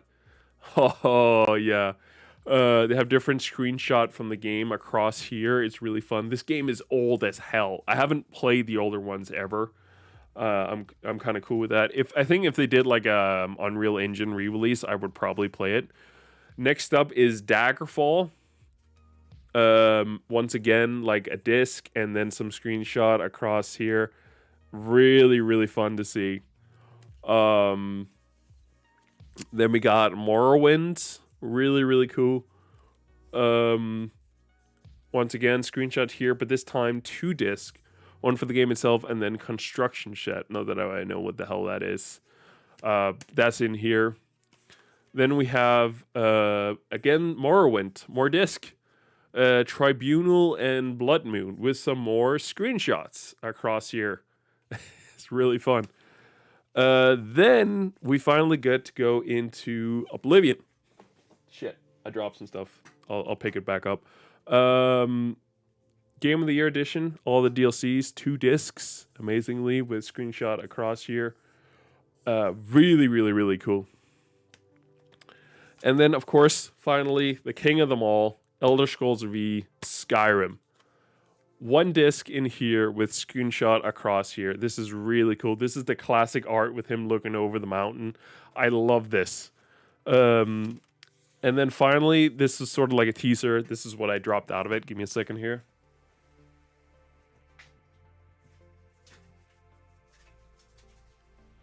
As a final thing, they added a teaser for Elder Scrolls. I don't have the sticker anymore. I think it was just the classic, like one you see right there. But this was sign up for the beta for Elder Scrolls V on Elder Scrolls Online. This is so fun. There's also this little booklet, whatever you want to call it, with manuals, things like that for the game. To help reduce the risk of photosensitive seizures, take the following precautions. Play in a well-lit room. I have never played it. I have never played it. But it bring us only from mother again playing it back in the day. Yeah. Do not play if you're tired, drowsy, or fatigued. Rest for at least 10 to 15 minutes per hour while playing. This is amazing. Sit farther from the screen. Play the game on a smaller screen. Oh my god. Twitter.com/Bethlock. Guys, gotta follow them. They got a phone number here, +44. This is United Kingdom. And then there's a code down here. Not that I know what it's for, actually. It's a code. But yeah, that is one of my great treasures that I hold very dear to my heart. Skyrim, I think, always have and I think always will for me just be show it to us. No, you're not getting the code. I don't know if it's working or not. No.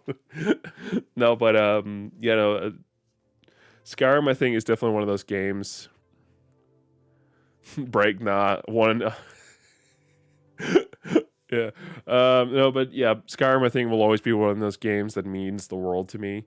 I've played a bit of Oblivion. I think I played even less Morrowind. I haven't been able to get into either one of those, but Skyrim will always be near dear in my heart, and this is an awesome little addition to have for this game here. I will say this is over the weekend.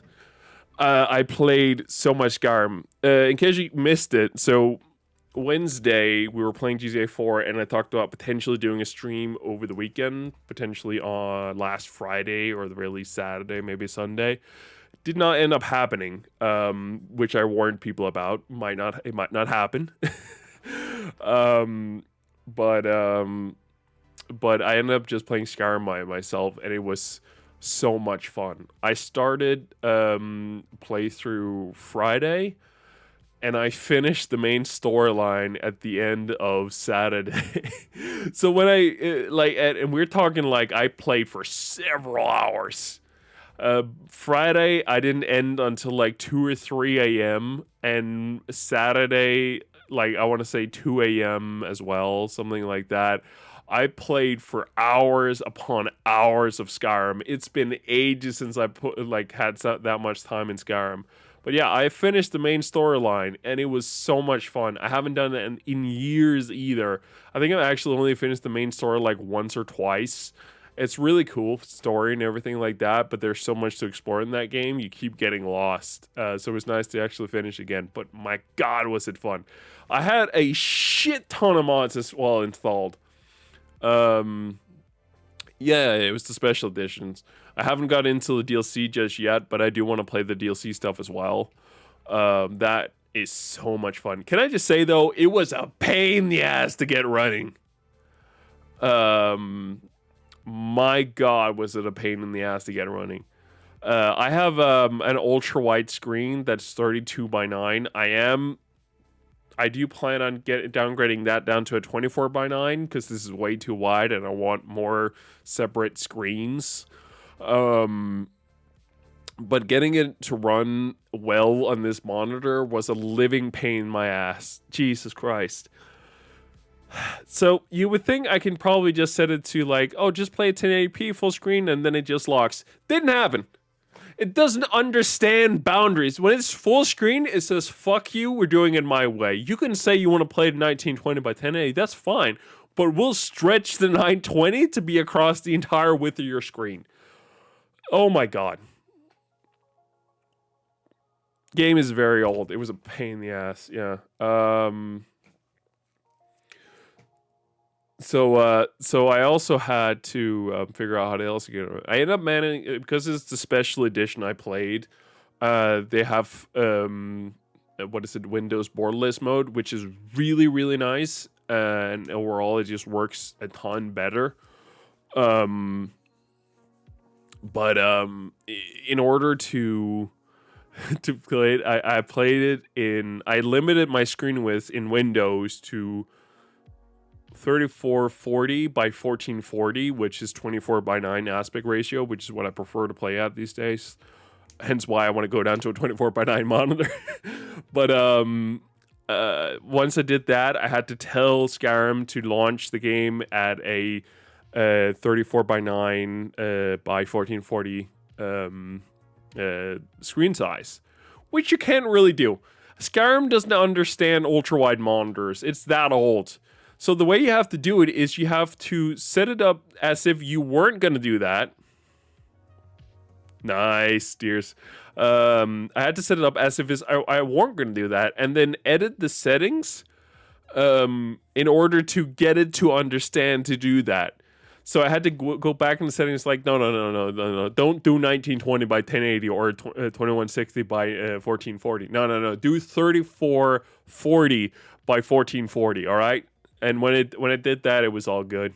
So I actually managed to play the game in ultra wide. But of course, even if you manage to get the game actually up and running in a 24 by 9 aspect ratio, even worse, 32 by 9 aspect ratio, the overall UI and everything like that, it's gonna run like ass.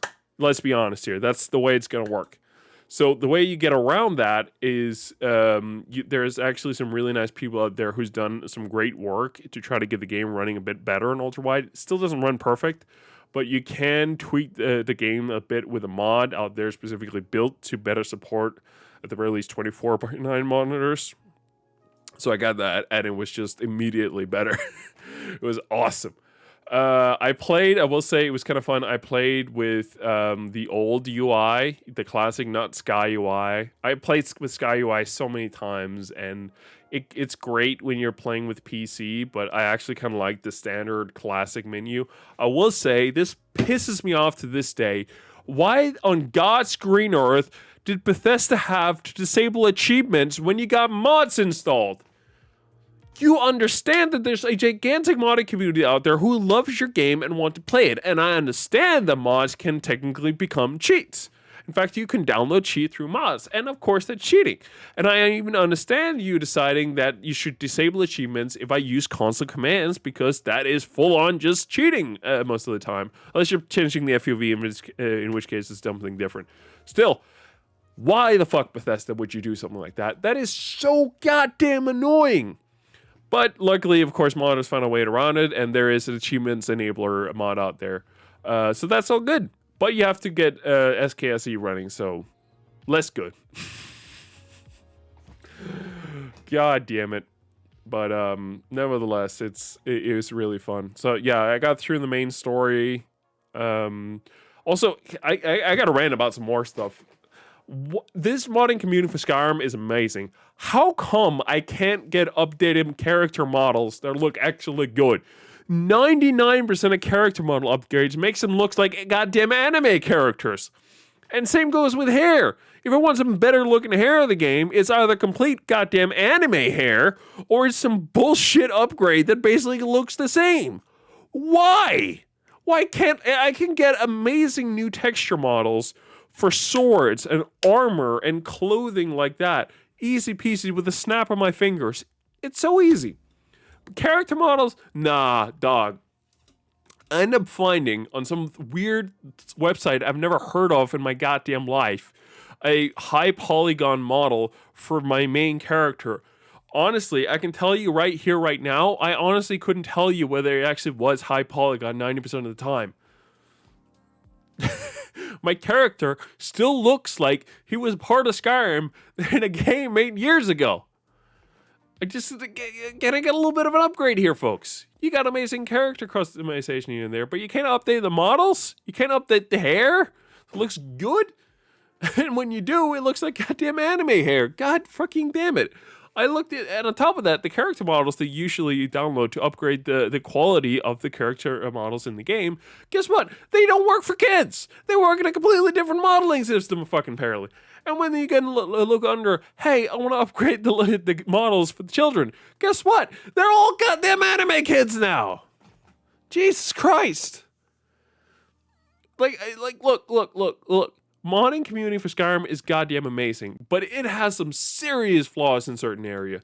Like the movement that I updated the movement and the weapon accuracy, and I love it. It is awesome to be able to do the whole crazy movement. I was this close for downloading the dodge mod for Skyrim as well. Needed to get the achievement enabler for Starfield. Bethesda's still doing that achievement blog in BS. Goddamn, you're right. It's really annoying. But it's like, god damn it. There are so many great mods for Skyrim, but why the fuck can't we get character model upgrades? And I mean, it doesn't have to be flawless, but at least make it on par with certain modern things, and don't make it look like anime shit. I simply want to take the game that is Skyrim and make it visually a bit more modern. I wanted to make it run a bit more modern. That's what I want. And you got a ton of stuff around all this model stuff that'll work great. In fact, I can even get some high quality models for creatures in Skyrim. I can get amazing looking ones for giants, for mammoths, for trolls, for skeletons, for Draugr, for dragon priests. I can get for dragons even. All those models can look brilliant and amazing without it making them feel like they're straight up an anime. But the minute you're talking about normal human being, or even Argonians, Kashyyyks, all these things, they have to look like goddamn anime characters. They have to look so smooth. It's like, no, I don't want that. I don't want that. Make him look gruffy. I like that shit. It works in the world of Skyrim. Don't make it look like a goddamn anime show. Oh, that is my one thing I will have a gripe with.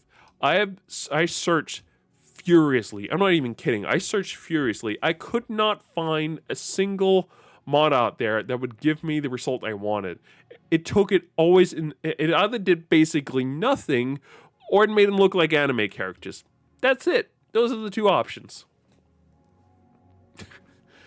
God flippin' damn it.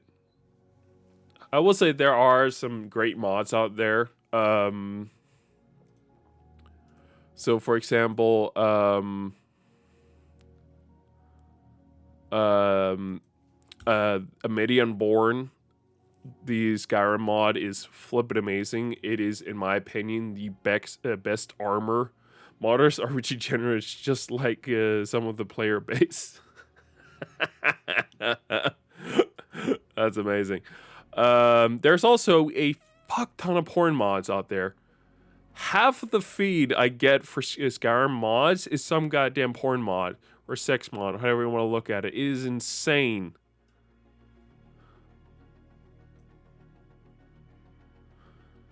Okay, let me go through the mod lists I have here for you. So I had a quality world map, of course. It's the best mod for Skyrim mods whatsoever, period. I downloaded, originally I liked the one where it actually looks like a map. But I also like the one where it's the classic one with all roads. It is incredibly useful to know where all roads are in Skyrim. Holy shit. I will say in this playthrough as well, I did a lot more walking back and forth. Usually I am speeding across mountains and finding every shortcut I can, or if even I even do that, uh, I might just take a carriage to whatever hold is nearby where I need to go and then go like that. Not in this playthrough. I enjoyed having my character sprint across Skyrim. It was so nice. I actually thoroughly enjoyed that. I know it makes me seem like a madman, but I really enjoyed that, honestly. And having all the roads be visible in a high quality version of the map was amazing. Um, of course, I had achievement mods enabler, address library for SKSE plugins, standard stuff. Amazing follower tweaks.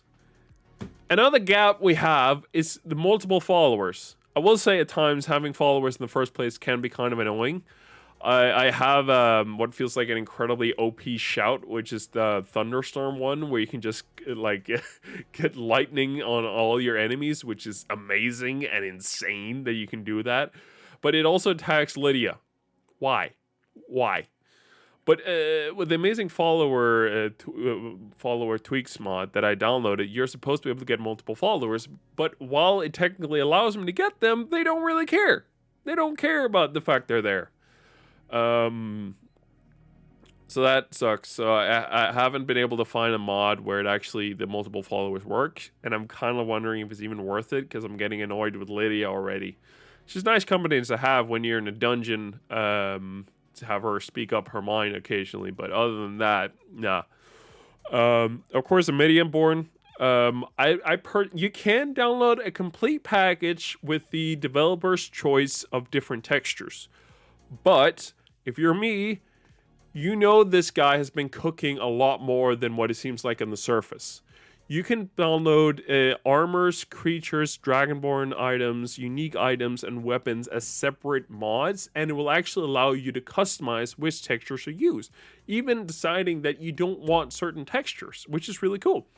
Because, for example, I know that you can, for example, for both steel, armor, and I think there was another one, but I think that's Dragonborn DLC, you can choose the, what is it, the pelts, I guess it's technically called. You can choose like whether the fur and the armor, what color it is. It's really fun. You can choose whether the orc armor is brighter or darker. And even his like creatures mod, this guy has some fucking bangers. So if you're doing Immediate-Born, please download them individually and check out some of them. I will say, I think one of them, I think was unique items. There isn't really a reason to go and check the custom ones because, like it says right away when you install it, you can just install all of them or decide which ones you don't want. There isn't anything special under there. Auto input switch. That was a really awesome mod I found that allows me to quickly switch between controller and mouse and keyboard. I prefer a controller for Skyrim. It's a really nice experience. Better jumping. Awesome mod that I found that allows me to actually jump while sprinting instead of having to stop and then jump. It was so much fun with that mod. Better message control fixes some issues. Capture warmer, different lighting mod. Compass navigation overall. Another amazing mod that I found for Skyrim that actually like really tweaks the way the compass works. Normally you just see things up top go around as you turn your character. But with this mod, on top of it, it also tells you how far away it is and actually tells you if it's a mission, what the objectives are of set missions nearby. The actual navigation thing is still broken because we're talking about Skyrim. So multiple times I went through out of another door, then I came in, and the door was like, "You got to go back in, sir, and go through the door you came in." I don't. So I just did a thing where I usually like would go through the bottom door, go up through the top door, and then go back in through the bottom door to go back out of it, so it would reset the actual waypoint. Stupid thing. Some smaller ones here, some different upgrades for textures, Falmer, footprints, giants, Hagriven. High poly head. That was the custom mod. Improved eyes. Joys of Perspective. Wonderful little mod. Just adds some better first person stuff. Although it's completely broken my game. But still somewhat fun. Killable Children. Of course. Classic. You need that. Land Surface Skyrim. Really nice for lighting. Modern Brawl Fix. Just fixes brawling because that's broken in the game. Reflex support. Which is really cool. And then I have two really fun ones. One of them is called Precision, and the other one was called True Directional Movement, which makes the entire movement and attack thing really cool. It will say, I think, along with another mod, which was Dynamic Collision Box, it made attacking really annoying. So while a lot of things like dragons and normal people, like, they're right in front of you when you swing your sword and things like that. So of course it's gonna be pretty easy to hit him. But what if it's like a skeever that's the size or the height of your feet essentially? Like, what are you gonna do then? You can't just swing in the normal direction like that, which was really annoying. But it essentially meant that the collision box that you would need to hit in order to do damage to someone, you would actually have to hit the model because it will be aligned with the collision model. Which was both really cool and really annoying at times, because it essentially meant that every time that I was up against a small creature, I had to go into first person in order to hit the thing, because when you're doing a third person, your character just swings wildly without really hitting much. I also remember Lockpick Ankle? Really nice one that remembers the exact position. So when your lockpick breaks in Skyrim, it usually reverts back to default area, and then you have to go back to the area which you tried before. Really annoying. This thing actually keeps it where it breaks, which is really nice. Really useful. I actually managed, I think because of this mod, I managed to get a lot of expert locks open, because every time they were to break, I just move the little lockpick slightly in one direction and then fix it. It doesn't tell me where it actually is, so it kind of feels kind of like based a little bit there, kind of works. But yeah, security overhaul. Yeah. There was an old mod that I really miss from the original Skyrim, which was called Lockpick Pro. Absolutely cheaty mod for Skyrim. It straight up told you where to like turn the lockpick in order to get it every time. But it's also how I learned the lockpick system as well as I did. It was because of that mod. But I also have Security Overhaul SKSE, which adds some really cool visual variants. So instead of it just being the standard iron lock on every single thing, no matter what it is, it actually adds custom models and everything like that, animations for each one of them. It's so cool, especially when you're doing something where it's like it would be something different. Like there's custom locks for underwater chests. There's custom one for like Dwemer locks and even like Fulmer chests. It's really disgusting because it's this almost like living creature, the chest. So unlocking it just has the chest just makes this really uncomfortable sound. It was so bizarre and kind of cool at the same time. Let's see, is there anything else that I wanted to mention kind of quickly? Not really. Most of it's just fixes and other small things. I will say, as like a final thing on this, I also, for the first time, there's a secret boss down in Blackreach. I had to. And I kicked this ass, man. It was so much fun. In case you don't know, essentially in Blackreach, which is where the area in which you go to get the Elder Scroll from the main story, there's a giant orange glowing orb in Blackreach, which if you use Fus Ridal on it, you actually spawn a secret boss. Or a secret boss will spawn because of you do that, which is a dragon. It's the only dragon you'll find down there in Blackreach, but it's so cool. It is incredibly powerful, but it's such a blast to fight against. It was so much fun fighting. I've never fought about it. I've always just heard it in like, here's fun things you may not know about Skyrim. So it was fun to finally go ahead and do that. That was so much fun. I will continue playing this in my own time. Who knows? Once I'm done with this, I might do a stream on it. I don't really know. But for now, I'm just having so much fun. Mainly because I'm cheating with Elf. I don't give a shit about health in Skyrim. I just want to play. It's really fun. To be fair, health and carry weight is the only thing I'm cheating with. Money? Nah. I gotta earn that shit. To be fair, because of the carry weight, the infinite carry weight I have, I'm just walking around with like all the smithing supplies in my left pocket and then every piece of armor and sword I've picked up ever in the game. Because every time I go to some seller to sell my shit, they're like, they keep running out of money. Just like, sir, what are you doing? We don't have more money. You keep like coming back every 30 days to sell more shit to us every single time. We keep telling you. Oh yeah. There's one. There's one I used to love. I don't remember the name of it, but he had his like complete series. It's like a Joker thing, not like DC Joker, but classic Joker. Like what you'll see in like playing cards. A fool, if you will. Murder time. There's also the classic ones like where you shoot the arrow in the guy's eyes, like, who's there? Actually, I will say what sort of pushed me towards playing Skyrim again was actually a musical artist known as what is it? What is his name? I forgot. Dan Bull. Awesome guy. He made he does raps and he's done it on different things. Back in the day it was mostly gaming. He has done like 3 or 4 different music videos on Skyrim. So there's one called Dovahkiin, which was for the main story. He then had Dawn Guard, which was obviously for the Dawn Guard DLC.